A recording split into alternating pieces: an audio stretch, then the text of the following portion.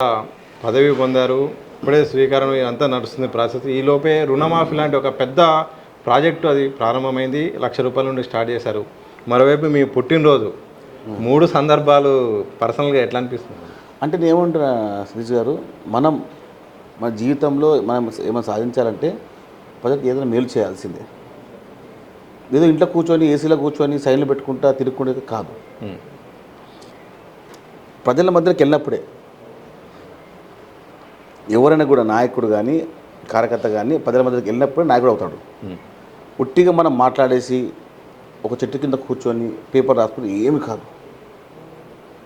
రేవంత్ రెడ్డి గారు ప్రజల మధ్య వచ్చిన నాయకుడు, ఒక రైతు కుటుంబ నాయకుడు, ఒక రైతు బిడ్డ, అట్టడుగు వర్గం వచ్చిన నాయకుడు. చాలామంది నాయకులు అంటుంటారు ఏది ఎట్లా ఏమిటి. రేవంత్ రెడ్డి గారు ఎవరు కలుస్తాడు, ఎందుకు కలవాడు? ఎట్లా అంటే ఇప్పుడు ముఖ్యమంత్రి కలిసిండు. అప్పుడు ఇంతమంది పాత ముఖ్యమంత్రి ఎవరన్నా అడిగిన పొద్దున్న కలుస్తాడు అందరినీ. పొద్దున 9 o'clock నుంచి చూస్తే 10:30 వరకు ఎవ్వరు అంతే. ప్రతి కార్యకర్త, జిల్లా అధ్యక్షుడు, మండల పార్టీ అధ్యక్షుడు, జెడ్పీటీసీ, కౌన్సిలరు, వార్డు మెంబరు ప్రతి ఒక్కరిని కలుస్తుంటాడు. అది ఆ నాయకత్వం.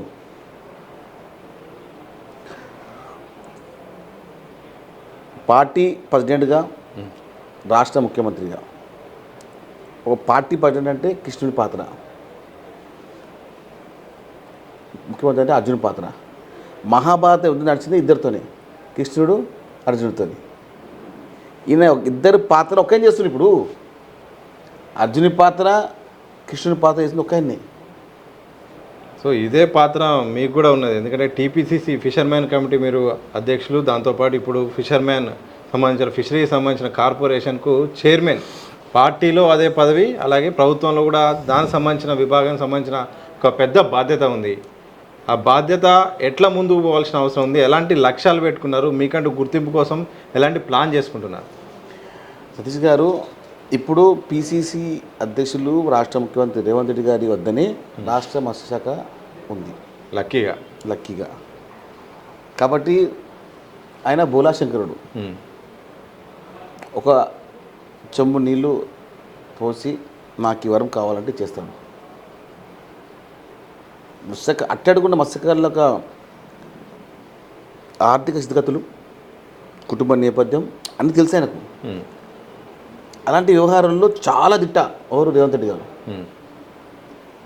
అట్టడుగున్న మత్స్యకారులను కాపాడమే కాంగ్రెస్ పార్టీ ధ్యేయం, ముఖ్యమంత్రి రేవంత్ రెడ్డి గారి లక్ష్యం. ఈ రెండు అనుసంధానంగా చేసుకుంటూ ఇక్కడ అర్జునుడి పాత్ర, కృష్ణుడి పాత్ర పోషిస్తున్నారు. ఇంకెవరితో ఇది సాధ్యం కాదు, కాబోదు కూడా అంటున్నారు. ఫిషర్మెన్ చైర్మన్గా పనిచేసిన తర్వాతనే ఎంతోమంది రికమెండేషన్ చేసినా కూడా, ఎంతమంది వచ్చినా కూడా మెట్టు సాయి కుమార్కి ఇవ్వాలి, పార్టీకి పనిచేసారని చెప్పి ఒక విశ్వాసంతో నాకు ఇవ్వడం జరిగింది. వేరేవారి నాయకులు ఎంతమంది కూడా చాలామంది పొలిటికల్గా ఉంటారు, సపోర్ట్ చేస్తుంటారు. కానీ ఒకసారి పదవి ఎక్కిన తర్వాత 10 మంది కూర్చున్న తర్వాత మాట్లాడరు ఎవరు. కానీ రేవంత్ రెడ్డి అట్లా కాదు. రేవంత్ రెడ్డి గారి ఒక మాట ఎట్లా అంటే శాసనం, ఎన్ని అడ్డంకులు వచ్చినా ముందుకోవడమే. మా భవిష్యత్తుని కాపాడడానికి ఆయన మాకు కలియుగ దైవంగా మా ముందుకు వచ్చాడు. మమ్మల్ని గుర్తించకపోతే మేమో చెప్పుకోవాలి చెప్పండి.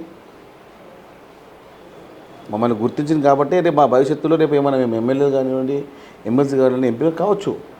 అదొక పెద్ద ప్లాట్ఫామ్ మాకు ఇవ్వడం జరిగింది. ఇప్పుడు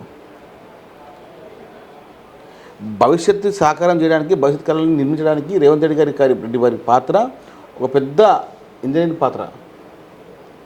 ఆ కట్టడం ఎట్లుందంటే వచ్చే 15 సంవత్సరాలు కూడా కాంగ్రెస్ పార్టీ తెలంగాణ రాష్ట్రంలో ఉండేటట్టు.